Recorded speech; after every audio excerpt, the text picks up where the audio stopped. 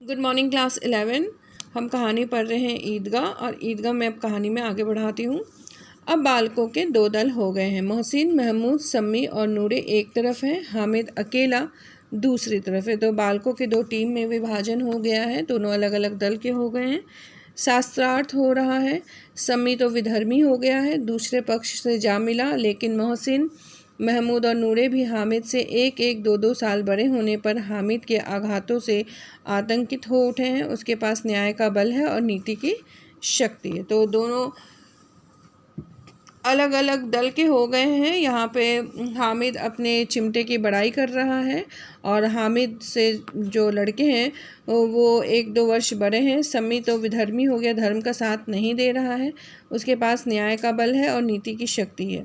एक और मिट्टी है, दूसरी ओर लोहा, और जो इस वक्त अपने को फौलाद कह रहा है वह अजय है, घातक है। तो एक और मिट्टी के बने खिलौने हैं और दूसरी ओर लोहा का बना चिमटा है, जो अपने आप में विजयी है, वह किसी से हारेगा नहीं, और उसे वो फौलाद कह रहा है। कौन कह रहा है? हामिद। अगर कोई शेर आ जाए तो मियाँ भिश्ती के छक्के छूट जाए, मियाँ सिपाही मिट्टी की बंदूक छोड़कर भागे, वकील साहब की नानी मर जाए, चोगे में मुंह छिपाकर जमीन पर लेट जाए, मगर यह चिमटा या बहादुर या रुस्तमे हिंद लपक कर शेर की गर्दन पर सवार हो जाएगा और उसकी आंखें निकाल लेगा।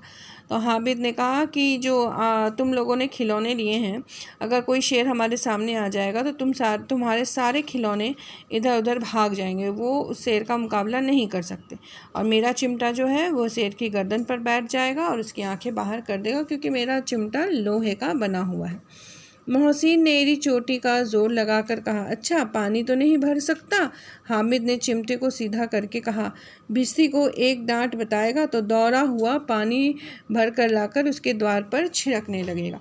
तो भिश्ती पानी छिड़कने का काम करता है। जब बिल्डिंग वगैरह बनते हैं तो भिश्ती जो होता है वो एक चमड़े का मतलब थैला लिया हुआ होता है, उसमें पानी होती है, और वो क्या करता है, कहीं पे भी कुछ अगर कार्य हो रहा हो तो वहाँ पे पानी छींटने का काम करता है। तो मोहसिन ने कहा कि तुम्हारा चिमटा पानी नहीं भर सकता। तो हामिद ने कहा कि अगर तुम्हारी भिश्ती को मेरा चिमटा डांटेगा तो वो पानी लाकर छींटने लगेगा। मोहसिन परास्त हो गया, पर महमूद ने कुमुक पहुँचाई, अगर बचा पकड़ जाए तो अदालत में बंधे बंधे फिरेंगे, तब तो वकील साहब के पैरों पड़ेंगे। अगर वो कभी भी पकड़ा वकड़ा गया कहीं उसे, तो फिर उसको तो वकील साहब के पैर पकड़ने पड़ेंगे। हामिद इस प्रबल तर्क का जवाब ना दे सका। उसने पूछा, हमें पकड़ेगा कौन आएगा? नूरे अकड़ कर कहा, यह सिपाही बंदूक वाला। हामिद ने मुंह चिढ़ाकर कहा, यह बेचारे हम बहादुर रुस्तमे हिंद को पकड़ेंगे? अच्छा लाओ, अभी ज़रा कुश्ती हो जाए, इसकी सूरत देखकर दूर से भागेंगे, पकड़ेंगे क्या बेचारे। तो जब मोहसिन ने कहा कि मेरा जो खिलौना है वो क्या करेगा, तुम्हें मतलब कोई भी अगर केस मुकदमा हो तो तुम्हें वो बचाएगा नहीं, तुम्हें उसके पैर पकड़ने पड़ेंगे। तो हामिद इस बात से कुछ कहने नहीं सका।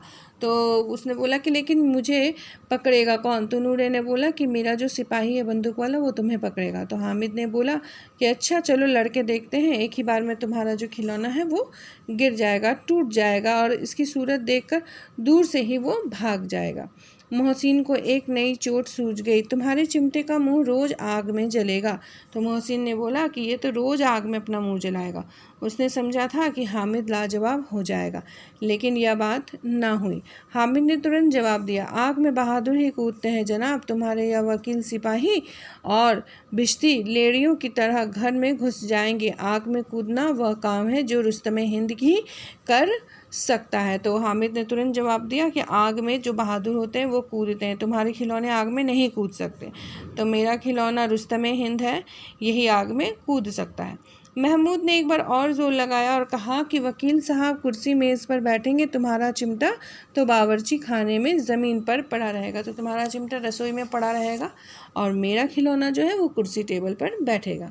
इस तर्क ने सम्मी और नूरे को भी सजीव कर दिया। कितने ठिकाने की बात कही है पट्टे ने। चिमटा तो बावर्ची खाने में पड़ा रहने के सिवा और क्या कर सकता है।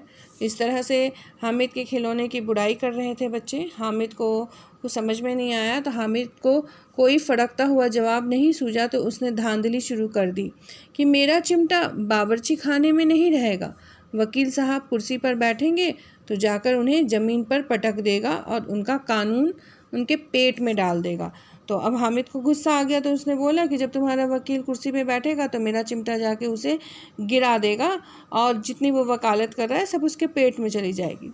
बात कुछ बनी नहीं, खासी गाल गलौज थी, लेकिन कानून की पेट में डालने वाली बात छा गई। तो ऐसी छा गई कि तीनों सूरमा मुंह ताकते रह गए, मानो कोई ढेलचा कनकौआ किसी गंडे वाले कनकौए को काट गया हो।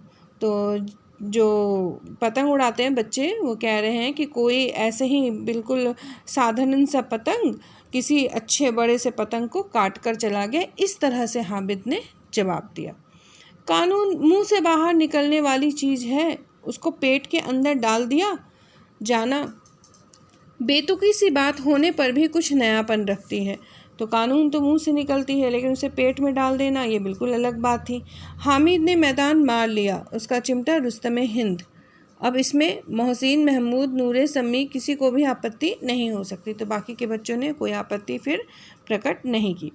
विजेता को हारने वालों से जो सत्कार मिलना स्वाभाविक है वो हामिद को भी मिला।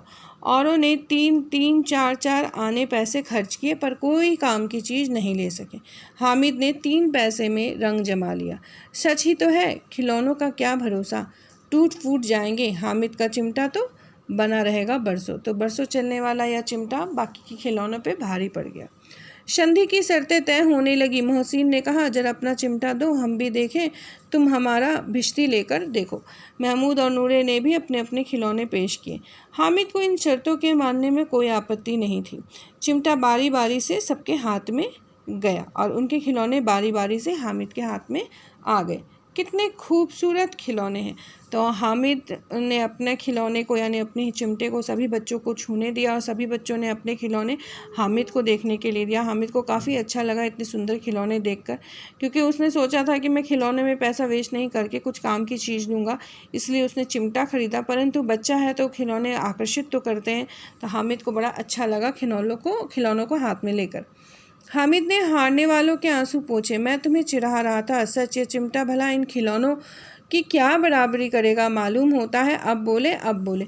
तो हामिद ने अपने दोस्तों से कहा कि देखो, मैं तुम लोगों को चिढ़ा रहा था, तुम मेरी बात से नाराज़ मत हो ना।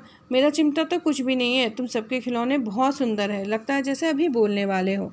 लेकिन मोहसिन की पार्टी को इस दिलासे से संतोष नहीं होता। चिमटे का सिक्का खूब बैठ गया था। चिपका हुआ टिकट अब पानी से नहीं छूट रहा था। तो जितनी बड़ाई की थी हामिद ने अपने चिमटे की, तो उसके कारण अब बच्चों को कोई संतोष नहीं था। उन्हें अब चिमटा ही अच्छा लग रहा था, अपने खिलौने नहीं। लेकिन मोहसिन जो है, इन खिलौनों के लिए कोई हमें दुआ तो न देगा। मोहसिन कहता है, तुम जो ये खिलौने के बारे में कह रहे हो तो इसके लिए तो हमें कोई दुआ नहीं देगा, पर तुम जो चिमटा लेकर जा रहे हो इसके लिए तुम्हें दुआ ज़रूर मिलेगी। महमूद, दुआ को लिए फिरते हो, उल्टे मार न पड़े। अम्मा ज़रूर कहेगी कि मेले में यही मिट्टी के खिलौने तुम्हें मिले। अब महमूद कहता है कि हमें दुआ मिलेगी कि नहीं मिलेगी वो पता नहीं, लेकिन माँ तो ज़रूर कहेगी तुम लोग से मिट्टी के खिलौने उठा कर ले आए।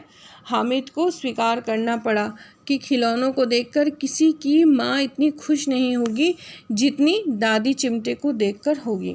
3 पैसों ही में तो उसे सब कुछ करना था और उन पैसों के इस उपयोग पर पछतावे की बिल्कुल ज़रूरत नहीं थी। फिर अब तो चिमटा रुस्तमे हिंद है और सभी खिलौनों का बादशाह है। तो हामिद इस बात को स्वीकार करता है कि खिलौनों को देखकर कोई खुश नहीं होगी, लेकिन मेरी दादी बहुत खुश होगी खिलौनों को देखकर।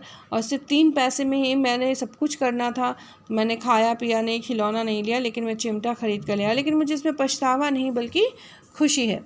रास्ते में महमूद को भूख लगी, उसके बाप ने केले खाने को दिए। महमूद ने केवल हामिद को साझी बनाया, उसके अन्य मित्र मुंह ताकते रह गए। या उस चिमटे का प्रसाद था। तो जब रास्ते में महमूद को भूख लगी तो उसके पिताजी ने उसको केले खाने के लिए दिए। तो उसने क्या किया, अपने फ्रेंड हामिद को ही सिर्फ केला खाने को दिया, क्योंकि उसके पास चिमटा था और हामिद उसे चिमटा देगा खेलने के लिए, इसीलिए महमूद ने उसे केले खाने को दिए। तो ये कहीं ना कहीं उस चिमटे का ही प्रसाद था कि महमूद खुश होकर उसे केला देता है खाने के लिए। अब कहानी का जो अगला भाग है वो अगले वीडियो में करेंगे।